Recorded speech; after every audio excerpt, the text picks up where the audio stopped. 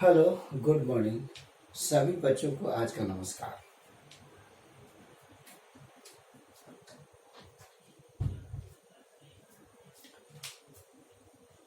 जैसा कि पहले आप लोग जानते हैं कि हम आप लोगों के सामने वो सब चीज़ें लाते हैं जो आपके लिए बहुत बहुत इम्पोर्टेंट होता है, और ख़ास करके वैसे विद्यार्थी जो मेडिकल्स यानी नीट की तैयारी करते हैं, उसी की एक कड़ी है। पिछले भी हमने बताया और हम बनाया और हमने फिगर के माध्यम से बताने की कोशिश की।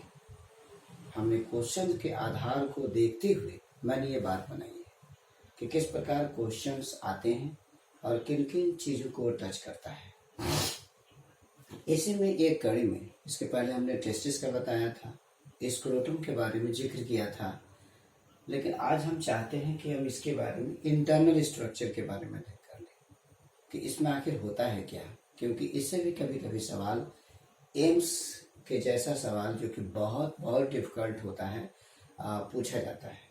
इसमें देखिएगा कि हमने दो पिक्चर बनाए हैं, ये दोनों के दोनों पेनिस है। हेडिंग में देखिएगा स्ट्रक्चर ऑफ पेनिस। इसमें एक side view of the penis और दूसरा है टीएस ऑफ द पेनिस। इसमें देखिएगा कि ये बीच की जो नली आप देख रहे हैं, ये वाली नली जो होती है आपको यूरेथ्रा कहलाता है। पेनिस में सबसे बीच में जो नली होती है, दिस इज कॉल्ड पेनिस। ये पेनिस चारों तरफ से एक टिश्यू से घिरा हुआ रहता है जिसको हम कहते हैं कॉर्पस स्पॉन्जियोसम। जो पेनिस होती है, ये देखिए बीच में जो आपका यूरेथ्रा है, यूरेथ्रा के चारों तरफ ये वाला और ये वाली, ये वाला और ये वाला जो आप देख रहे हो उसको हम कॉर्पस स्पॉन्जियोसम कहते हैं, जो कि एक की संख्या में होता है। और सबसे ऊपर देखिएगा डॉर्सल साइड में ये वाला पोर्शन जिसको हम कॉर्पस कैवर्नोसम कहा जाता है। ये कॉर्पस कैवर्नोसम पेनिस के डॉर्सल साइड से पाया जाता है, जबकि कॉर्पस स्पॉन्जियोसम यूरेथ्रा के चारों तरफ पाया जाता है। जहां तक ग्लांस पेनिस का प्रश्न है, तो ग्लांस पेनिस जो होता है वो पूरी तरह से कॉर्पस स्पॉन्जियोसम का भाग होता है।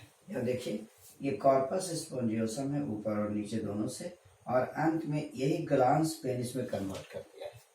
यानी glans penis is the enlarged part of corpus spongiosum. ऐसे नहीं याद रखिएगा कि ग्लांस पेनिस कॉर्पस कैवर्नोसम का ही पार्ट है, नहीं। ग्लांस पेनिस कॉर्पस स्पॉन्जियोसम्स का एक इनलार्ज पार्ट है जो कि टिप पर पाया जाता है, जिसे हम ग्लांस पेनिस कहते हैं। ग्लांस पेनिस चारों तरफ से एक स्किन से ढका हुआ रहता है जिसको हम प्रीपूसी कहते हैं। This is called prepuce, but the other name of the prepuce is called foreskin. यहाँ पर फोरस्किन लिखा हुआ है, AFORESKIN। फोरस्किन क्या है? लूज रिट्रैक्टाइल फोल्ड ऑफ स्किन से है। लूज होता है, फोरस्किन होता है, रिट्रैक्टाइल है और फोल्ड ऑफ स्किन है, स्किन का एक पार्ट होता है। ये जो यूरेथ्रा होता है, ये ग्लांस पेनिस यूरेथ्रा के टिप के चारों तरफ होता है, जो कि बहुत बहुत सेंसिटिव होता है। ग्लांस पेनिस के बारे में देखिए, it is the part of corpus spongiosum. ये कॉर्पस स्पॉन्जियम का पार्ट होता है। तो ये लॉन्गिट्यूडनल व्यू होता है। आप ये देखिए कि जो कॉर्पस कैवर्नोसम होता है वो एक्सटेंड करते करते ग्लांस पेनिस के ऊपर इंड हो गया है। ग्लांस पेनिस में इसका भाग नहीं होता है, इसका भाग इसमें नहीं है, तो इसमें किसका भाग है? स्पॉन्जियोसम का। ऐसा नहीं कि जो कॉर्पस कैवर्नोसम्स होते हैं वो कॉर्पस कैवर्नोसम जो है वो ग्लांस पेनिस का पार्ट है, या ग्लांस पेनिस में कॉर्पस, ऐसा नहीं होता है। It is the part of corpus spongiosum. Corpus spongiosum जो होता है यूरेथ्रा के चारों तरफ पाई जाती है। अब एक दूसरा व्यू देखिएगा विच मेक्स यू, जो सबसे क्लियर कट पिक्चर आपको बनाएगा। इसका हमने ट्रांसफर सेक्शन बनाया है। इसमें देखिए, इसमें जो आपने देखा है कॉर्पस कैवर्नोसम, ये कॉर्पस कैवर्नोसम है। ये 2 कॉलम में पाया जाता है, 2 कॉलम। एक कॉलम ये है और दूसरा कॉलम ये है। तो 2 कॉलम किसका होता है? कॉर्पस कैवर्नोसम का होता है। और उसके नीचे आइएगा तो देखिए यूरेथ्रा है। यूरेथ्रा के चारों तरफ कॉर्पस जो है आपका स्पोंजियोसम, यूरेथ्रा के दोनों तरफ कॉर्पस स्पोंजियोसम। देखिए चारों बगल से है। इसका मतलब ये हुआ कि यूरेथ्रा जो नली है, यूरोजेनाइटल डक्ट होता है, चारों तरफ एक टिश्यू से घिरा हुआ रहता है, मसल से घिरा हुआ रहता है, जिसे हम कॉर्पस स्पोंजियोसम कहते हैं। एग्जाम में आता है कि यूरेथ्रा किससे घिरा हुआ रहता है, कॉर्पस कैवर्नोसम से या कॉर्पस स्पोंजियोसम से? तो कॉर्पस स्पोंजियोसम। देखिए चारों तरफ ये कॉर्पस स्पोंजियोसम है और ये बीच में यूरेथ्रा होता है। जबकि कॉर्पस कैवर्नोसम जो होता है ऊपर 2 कॉलम के रूप में उपस्थित होता है और ये कॉर्पस स्पोंजियोसम से घिरा हुआ रहता है। तो ये इंटरनल स्ट्रक्चर होते हैं। इसके अलावा आप ये भी देखिएगा कि ये जो आपका कॉर्पस कैवर्नोसम है, ये चारों तरफ एक लेयर से घिरा हुआ रहता है, जिसको हम ट्यूनिका एल्वेजिनिया कहते हैं।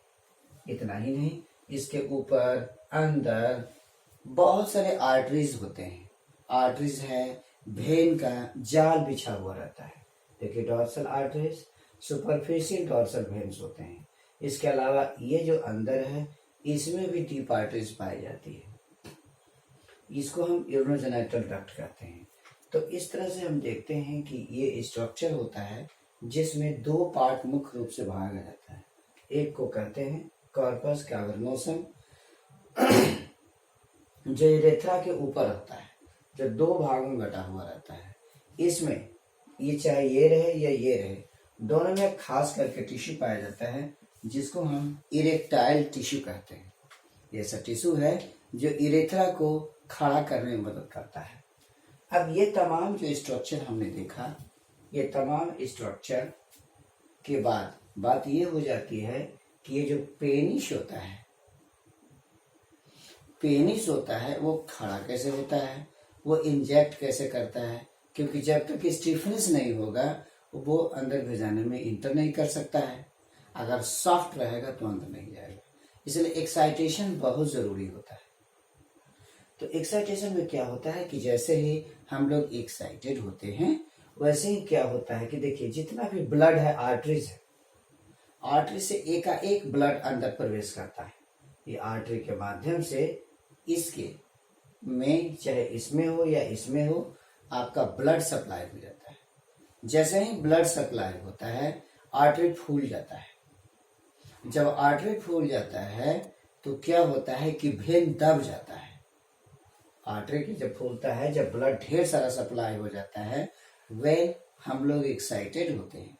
जब हम लोग एक्साइटेड होते हैं तो उस समय क्या होता है कि ब्लड का फ्लो बहुत ज्यादा बढ़ जाता है, जिसके कारण ये जो कॉर्पस कैवर्नोसम है या कॉर्पस स्पोंजियोसम जो होते हैं, उसमें ब्लड जो आर्टरीज है उसमें खून ज्यादा हो जाने के कारण वह स्वेल कर जाता है, फूल जाता है। उसमें नली फूल जाता है, नली टाइट हो जाता है आर्टरीज की, जिसके कारण क्या होता है कि वेन की नली बंद हो जाती है। जब वेन की नली बंद हो जाती है तो वेन का जो ब्लड का जो रिटर्न होता है वो भी बंद हो जाता है। वैसी स्थिति में क्या हो जाता है कि पूरी तरह से यूरेथ्रा टाइट हो जाता है। उसमें एक टिश्यू भी है, इरेक्टाइल टिश्यू। उस दरमियान क्या करता है कि जो टिश्यू होती है वो भी काफी टाइट हो जाती है, इनर्जाइड हो जाती है और यूरेथ्रा में स्टिफनेस पैदा कर देता है। वो रिजिड एंड हार्ड हो जाता है ताकि अंदर डालने में होता है। तो इस तरीके से ये सिस्टम्स होती हैं। इसमें एक नर्वस सिस्टम भी काम करता है, क्योंकि ये न्यूरल कंट्रोल्स भी है। इसमें है कि पारा सिंपैथेटिक नर्व्स होते हैं, वो पैरासिम्पैथिक नर्व ब्रेन से इंफॉर्मेशन लाते हैं और ला करके इसमें ब्लड का सर्कुलेशन टाइट कर देता है, जिसके कारण इसमें स्टिफनेस आ जाता है। तो ये हमने देखा कि इसमें देखिए ब्लड का डोर्सल आर्टरीज है, वेन्स है, तो ब्लड तो इंटर आ जाता है, लेकिन जो ब्लड बाहर निकलना चाहिए वेन से वो नहीं निकल पाता है, जिसके कारण ब्लड बहुत ज़्यादा हो जाता है और जितनी भी नस है टाइट हो जाती है आर्टरीज की, और जिसके कारण क्या हो जाता है कि जो पेनिस है बहुत ही टाइट हो जाता है, कड़ा हो जाता है। तो इस तरीके से हमने ये पोर्शंस को देखा कि क्वाइटस के समय किस प्रकार जब फीलिंग होती है, एक्साइटेशन होता है, तो एक्साइटेशन के समय ये जो यूरेथ्रा होता है वो पूरी तरह से टाइट हो जाता है, खड़ा हो जाता है, जिसको करने के लिए सबसे इम्पोर्टेंट पार्ट होता है कि इरेक्टाइल टिश्यू वर्क करता है, ब्लड का इसमें सर्कुलेशन काम करता है। जब ब्लड सर्कुलेट हो जाता है, इसमें ब्लड देखिए, इसमें देखो डीप आर्टरी इसमें दिया हुआ है, इसमें ब्लड जब सर्कुलेट होता है पर्याप्त मात्रा में, तो ये इसकी नसें जो होती है आर्टरी की फूल जाती है, और जो वेन से जाने वाली ब्लड है इसके कारण वो दब जाता है, उससे ब्लड सप्लाई रिटर्न बैक नहीं हो पाता, जिसके कारण यहाँ पर प्रेशर बढ़ जाता है। प्रेशर बढ़ने से ऑटोमेटिकली ये क्या हो जाता है कि इरेक्ट हो जाता है, स्ट्रांग हो जाता है और टाइट हो जाता है। तो इस तरीके से हमने इस पोर्शंस में या इसके माध्यम से हमने आपको पेनिस के बारे में बताया। तो इसमें इम्पोर्टेंट चीज यही होती है कि हमेशा याद रखिएगा कि इसमें दो तरह के मस्कुलर सेक्टर्स हैं, एक कॉर्पस कैवर्नोसम जो दो कॉलम में पाया जाता है, और एक तीसरा है जो यूरेथ्रा के चारों तरफ जो पाया जाता है उसको हम कहते हैं कॉर्पस स्पॉन्जियोसम। उसमें एक और भी ध्यान देने की बात है, जब कॉर्पस स्पॉन्जियोसम में इरेक्टाइल टिश्यू जो होता है जब एक्टिव हो जाता है, तो एक्टिव होने के बाद क्या हो जाता है कि ये छेद खुल जाता है। जब ये छेद फैल हो जाता है या फैल जाता है, तो वैसे अवस्था में सीमन को बाहर निकालने में या वेजाइना में डालने में आसानी हो जाती है।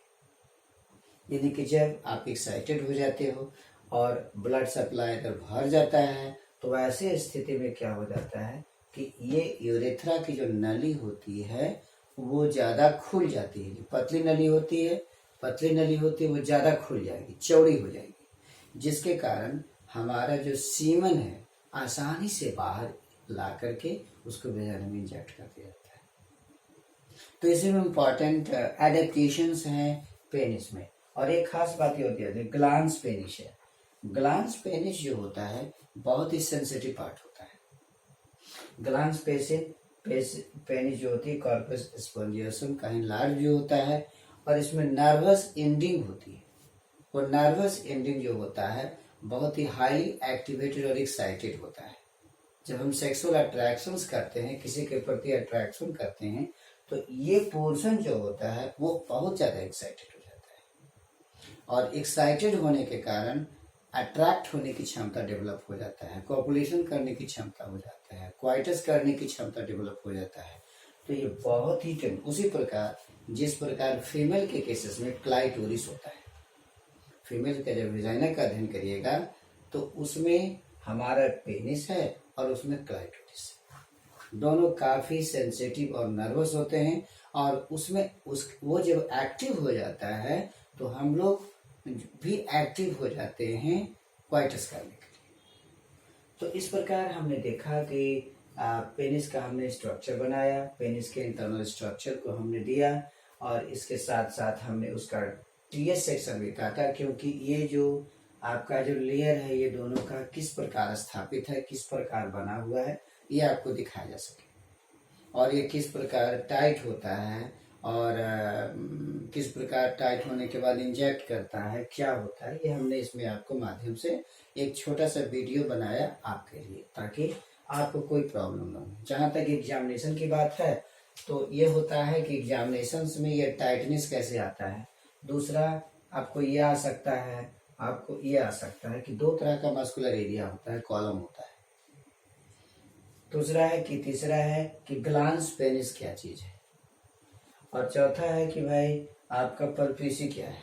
तो परफेसी एक्सटर्नल फॉर स्किन्स होता है, जो क्या करता है कि ये जो आपका ग्लांस पेनिस है उसको प्रोटेक्ट करके रखता है।